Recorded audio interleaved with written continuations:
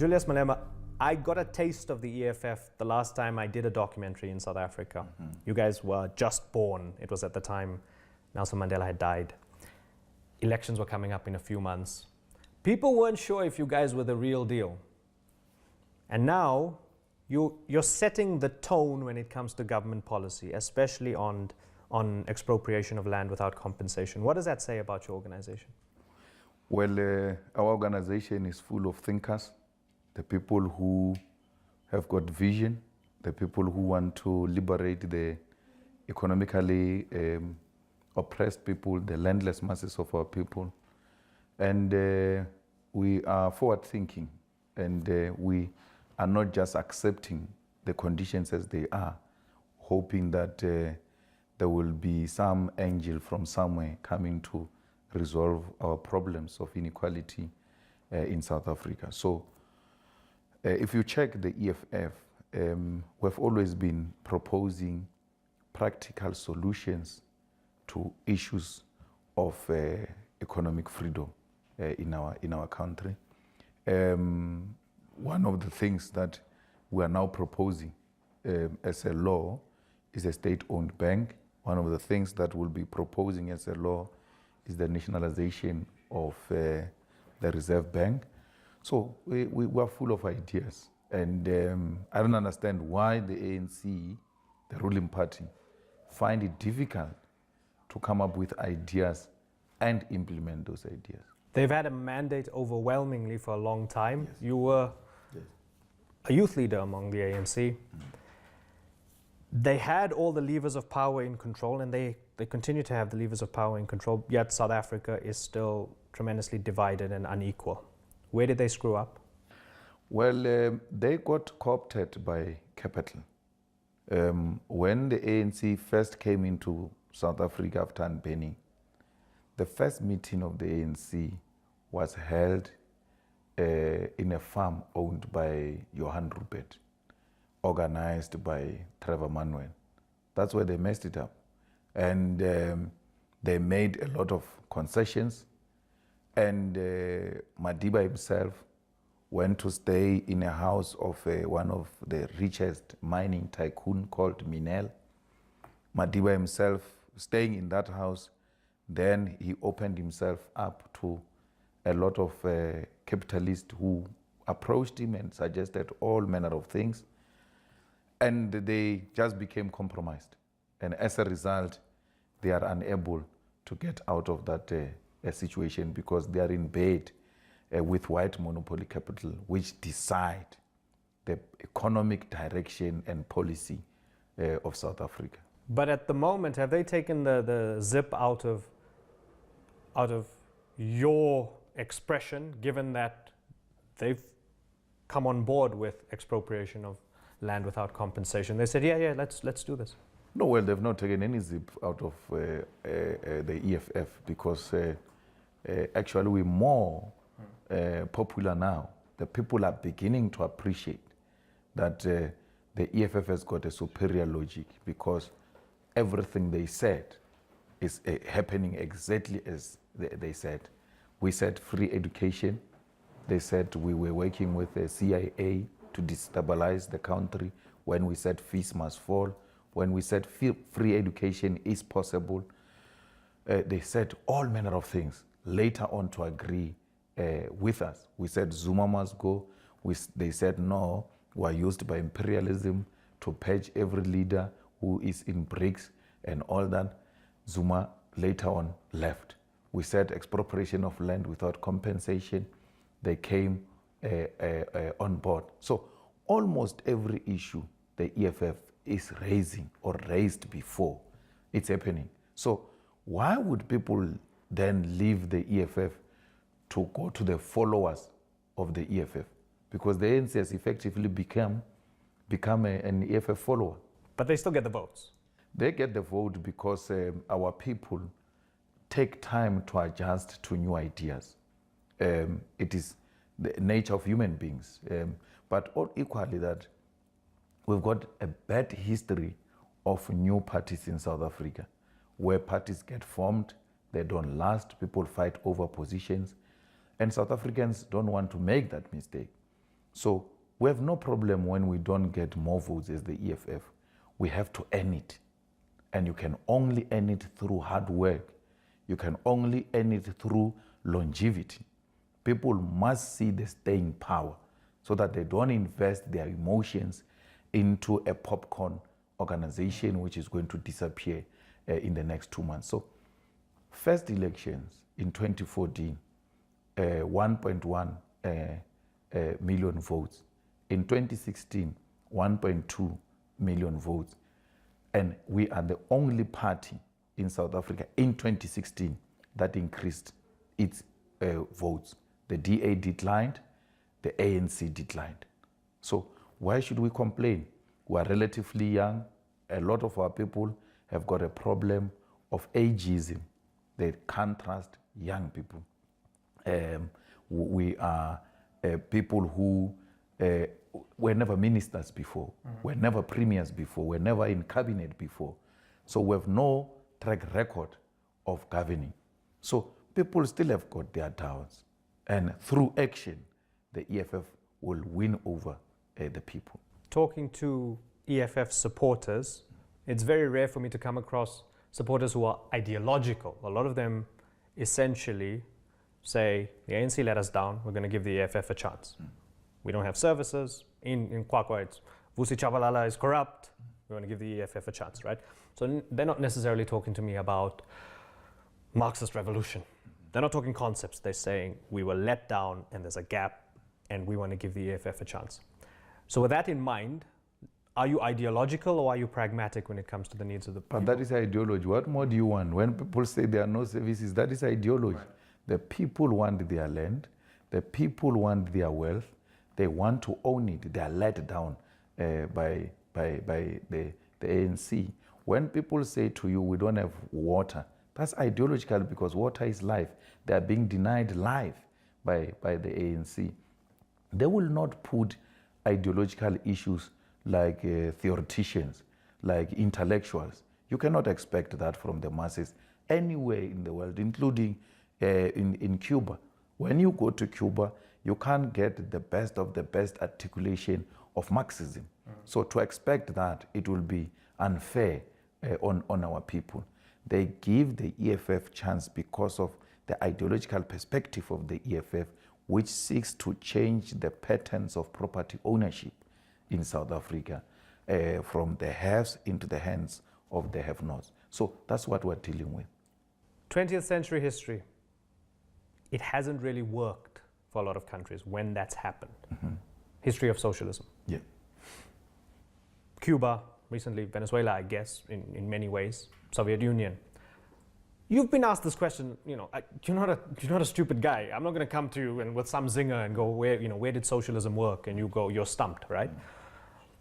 Is there a way for you to truly have Marxist, socialist revolution in this country when socialism's track record has been so bad over 100 years? But why are you not giving an example of China, for instance?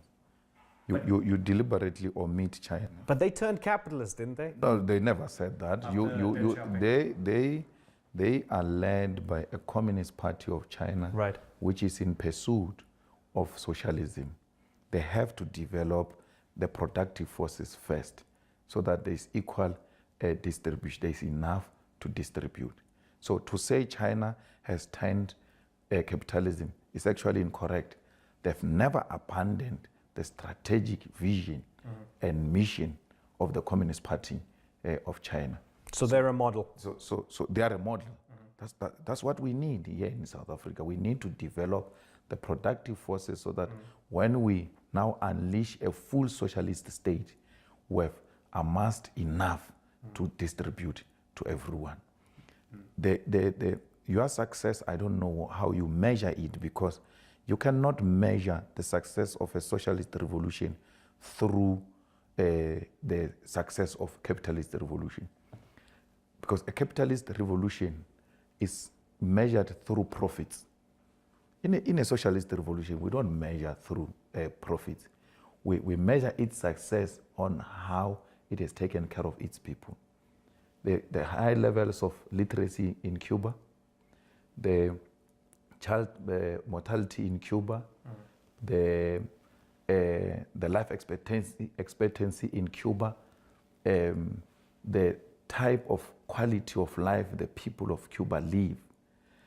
It is what we want for our people. They must have access to the best education. They must have access to the best health facilities. They must have access to proper schooling, proper houses, and they must get jobs for themselves. Obvious, a socialist revolution in a world dominated by capitalism, it will be isolated. It will find it difficult to survive.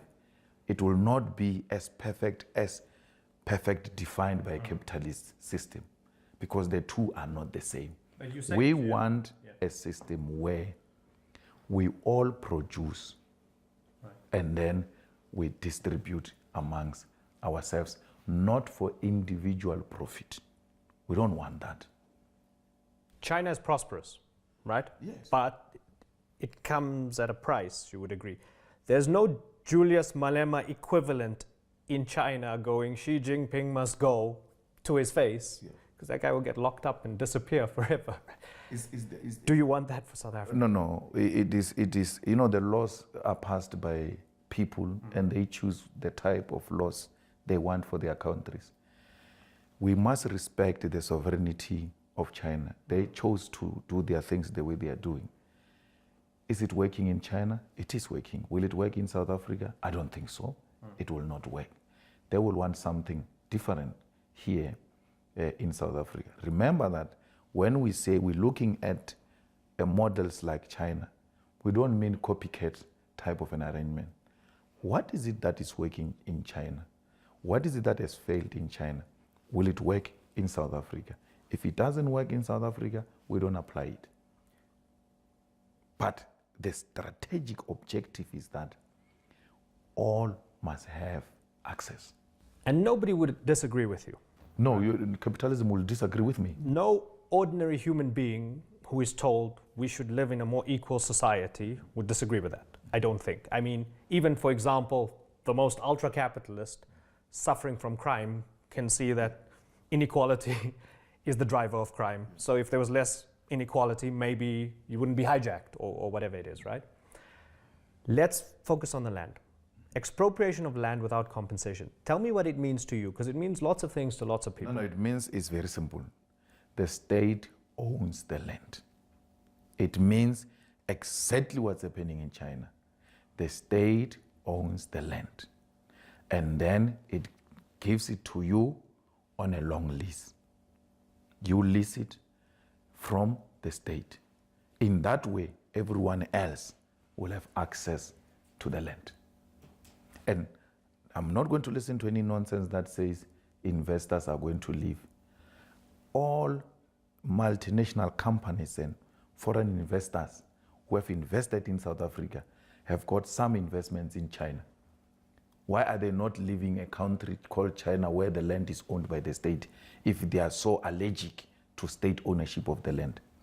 Here in South Africa, major projects that are happening with a lot of foreign investment are happening on state-owned properties, long lease state-owned, as we speak now. But why should people trust the government to own all this land?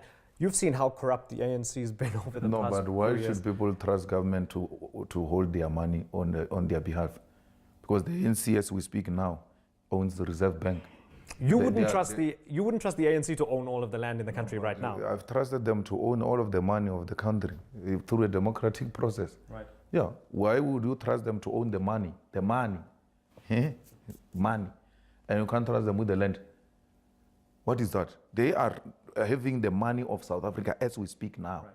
They are having a union building, the headquarters of South Africa as we speak now. So they were given that mandate through a democratic process. Who am I to question that? I'm contesting that they are not the best of the best to be relied on, and the EFF is that alternative. So I don't pass policy on the basis of who is in government. Because if you say the state can own the land, then the EFF is the government tomorrow. Then what happens? So you would want pass policy based on the current situation, you must have a vision. We say the state must own the land because we are going to be government. We know that for sure, that we are going to be government.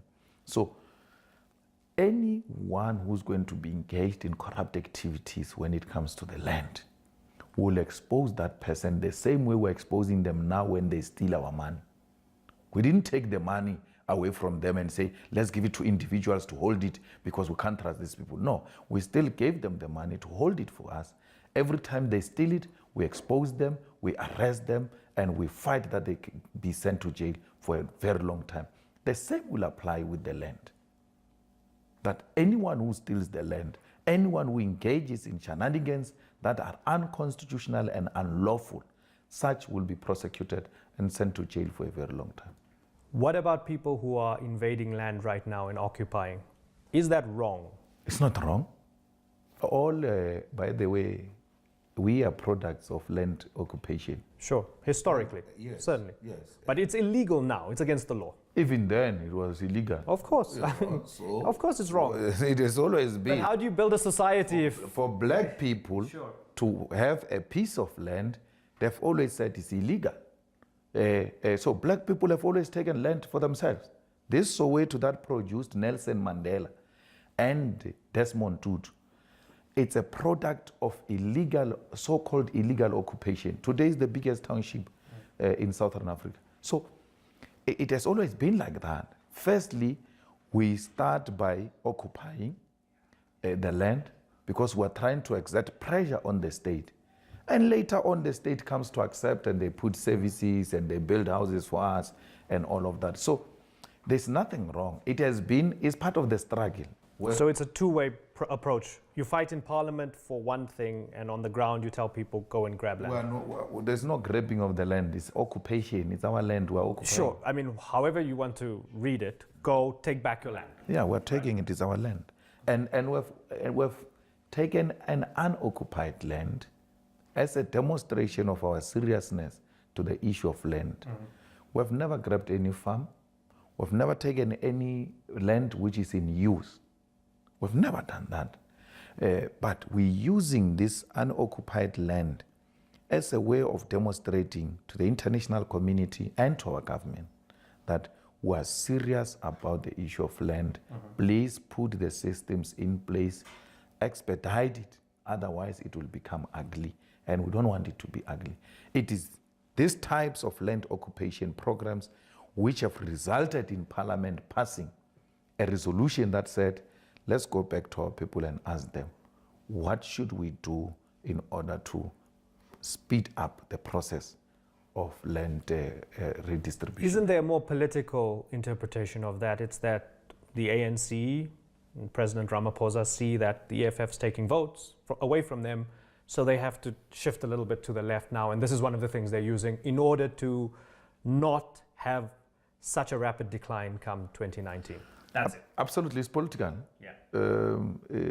Politics are about dynamics and balance of forces.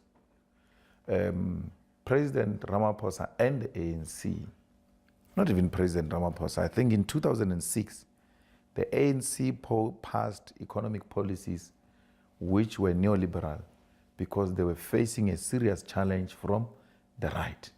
And they passed those policies which have resulted in this crisis we're having today of high unemployment, high inequality in South Africa. So now they're facing a contestation from the left. They have to, from time to time, strike a balance so that we don't have a ruling party which is just one-sided and exclude the majority of our people. So if they are doing it for politics, good enough for us because our people will benefit. If they are doing it for politics, good for them, they will get vote, our people will get the land. It's okay. We want our people to get the land. When I spoke with Monsieur Lekota, you can't deny his credentials, his experience. Yeah. He's very passionate about this issue and believes you're fundamentally wrong on this. I asked him what would Madiba say about this issue.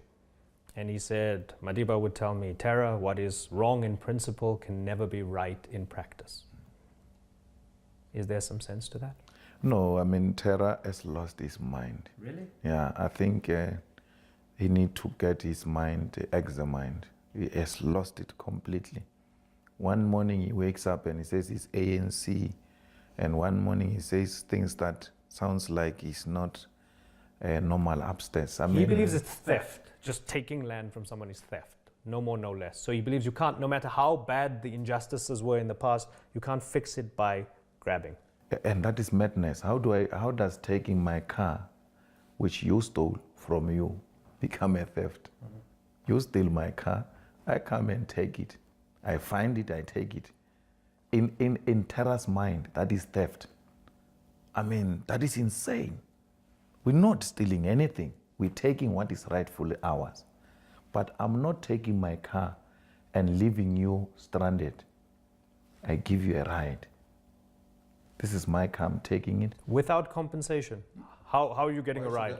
No, I'm giving you a ride. We're driving together. Right. I won't leave you here stranded. Right. Yes. Why should I compensate a criminal? You steal my car, you want money from me to buy it. You're committing more crime by wanting me to buy from you. Because that was one of the fundamental things in '94, which was, okay, we press reset from Madiba. White people, you've been born into privilege, but you don't bear the sins of your forefathers. Let's work together. You contest that. Hey, Chief, I was not there in 1994. I was not there when Madiba clinched deals with those people. Right. If there is any commitment Mandela made with them and then we are going against it, they must go to Mandela. We don't owe them anything. We have no agreement with them. Nothing. And we're not bound by Mandela's resolutions at all. We're not bound by the decisions taken in the negotiations. We're not there. We are here now. And we are going to chart a way forward and determine our own destiny. Madiba did what he had to do. The conditions then maybe were not favorable for him to do what we are doing now. And we are not Mandela. I think people should get that very clear. We're not Mandela, and we're not going to do Mandela things here. We're doing our own thing now. And this will benefit our children. We are so uncompromising about that. We've compromised for far too long. Mm-hmm. And what is even worse is that those who are in possession of the land are refusing to release it. They said willing buyer, willing seller. Even if you are a willing buyer, they are no longer willing to sell. Mm-hmm. All the so-called prime land, they're taken by them or they sell it to foreigners.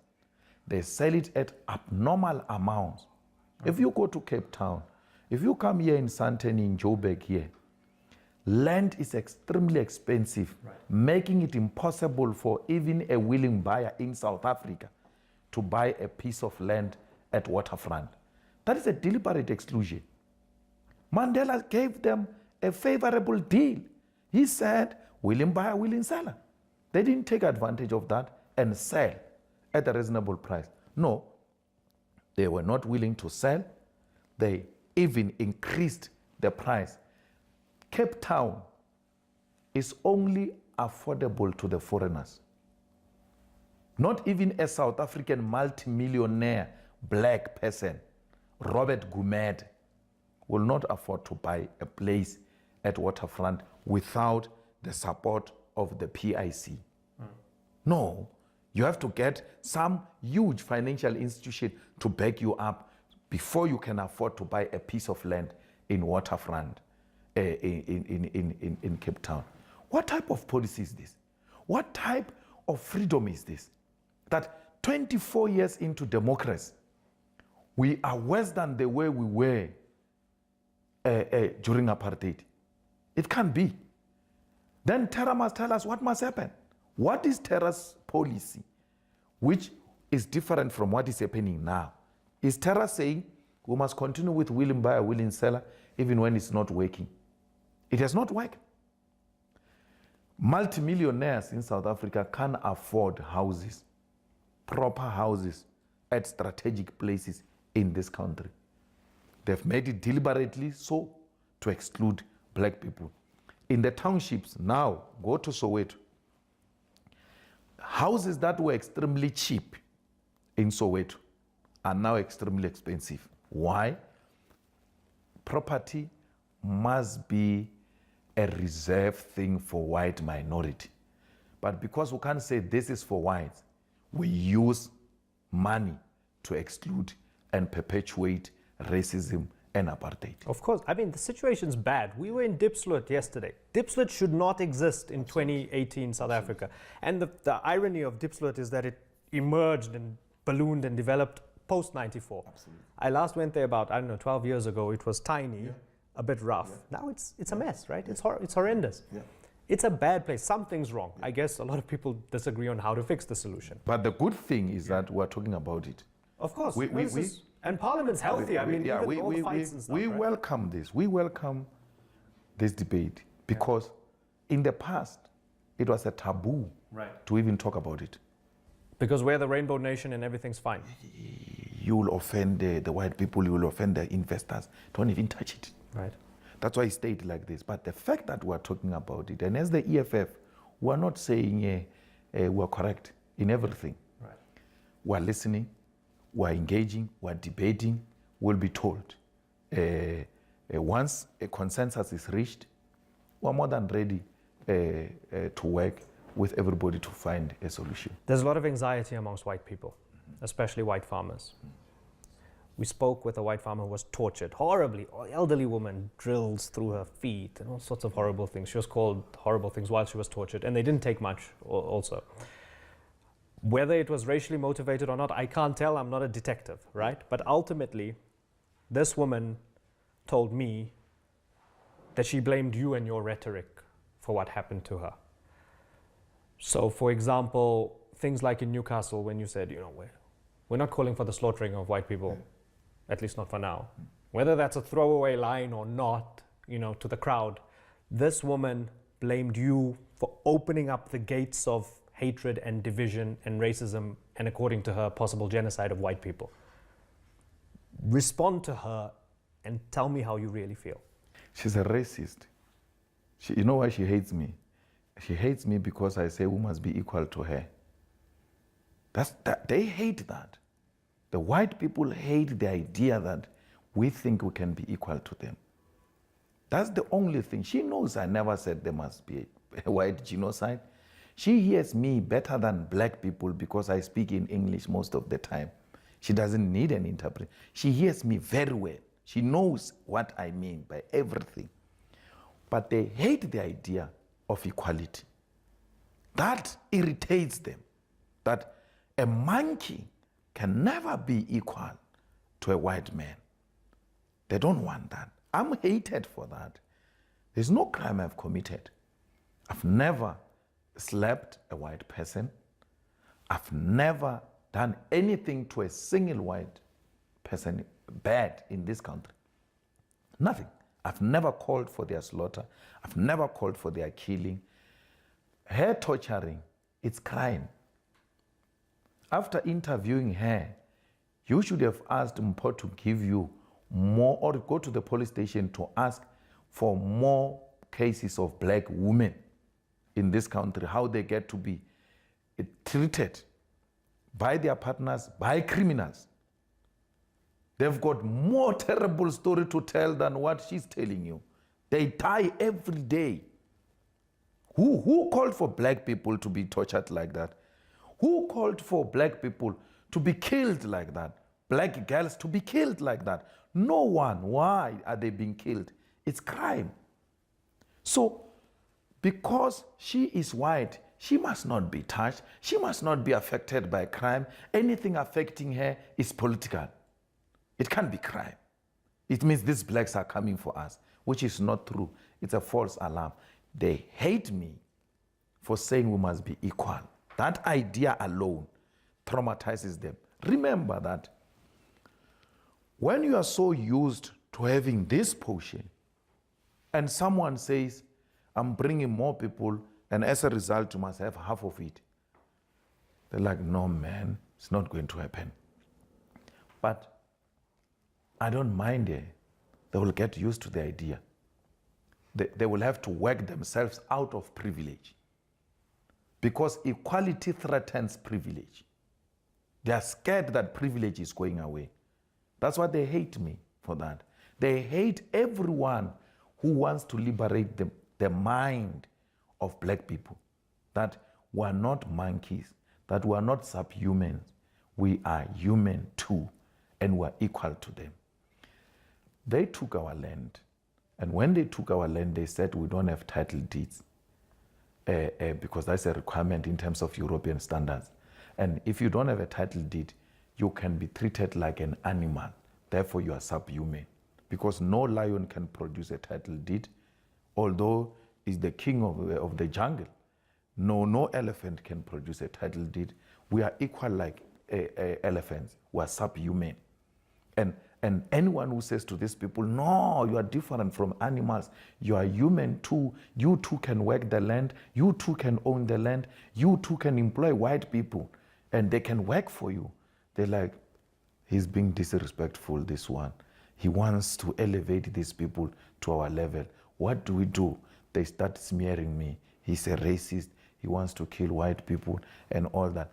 I'm backing this, that which I'm putting on the table is the best offer to white people. Let black people too own the land and see how much crime is going to reduce, and see how much service delivery protests are going to reduce, because people will be preoccupied with working the land. They are idling now. They don't own anything. They are waiting for employment. They are standing at the robots with qualifications. They went to school. They responded to Madiba's call that you kids must go to school. We've gone to school. There are no employment. And I'm saying to these people, the employments are not in the white people's hands. The employment is in the land. Let's get our land and let's work our land. I'm hated for that. Where? I mean, I don't know what's going to happen in the future. I'm saying to you, we've not called for the killing of white people, at least for now.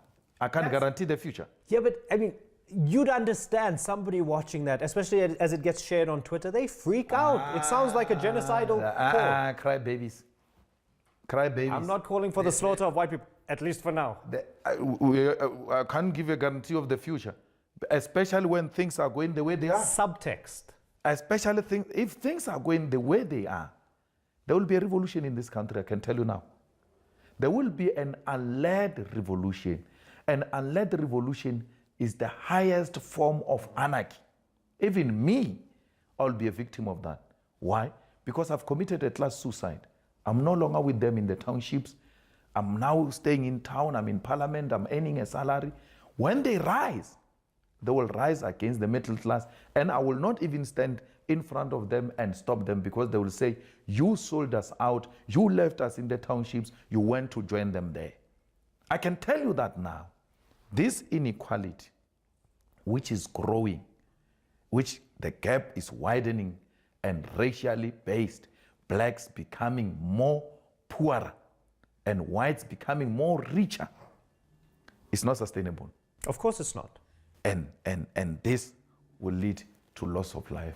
So I'm saying to you, not under my leadership will we call for the slaughter of white people. I don't know who's coming after me. I will not speak for them. But they are alarmists. They are crybabies. They are attention seekers. Nothing is going to happen here.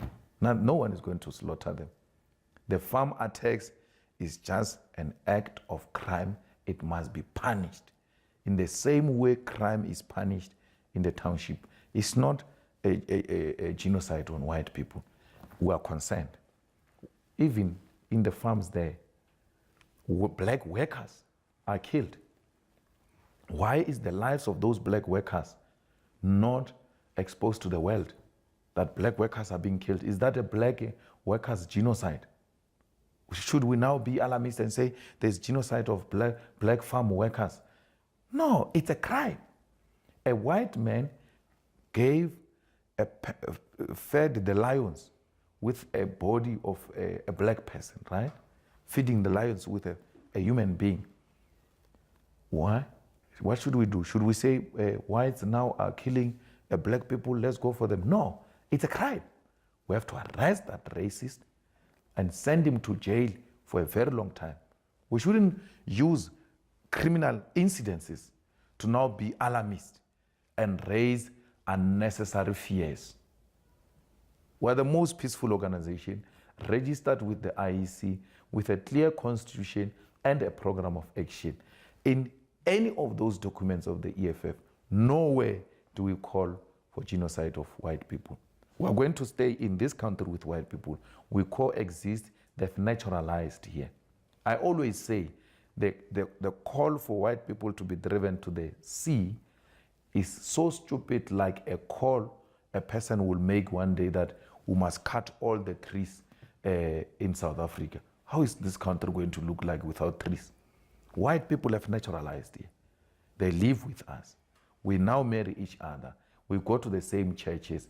We work together. We shop together. Our children now go to schools together, those of us who can afford, right? So why would we call for the slaughtering of such people? We are not calling for the slaughtering of white people. We are fundamentally disagreeing with white people on how we are going to redistribute the land in South Africa to create an equal society. White people are scared of equality. They don't want it because equality is a threat to privilege. When you're president,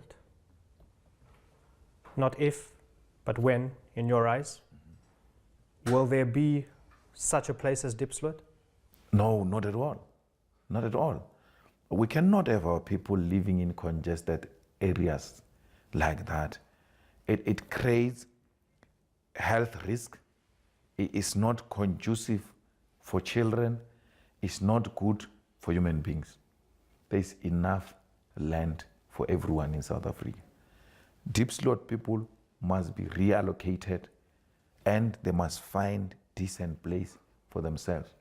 The problem is that this congestion is created by the fact that they want to be closer to their workplaces.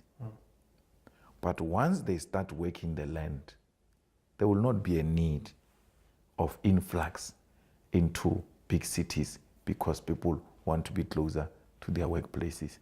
They want to work the land. They want resources. We must create democratic cities, for instance.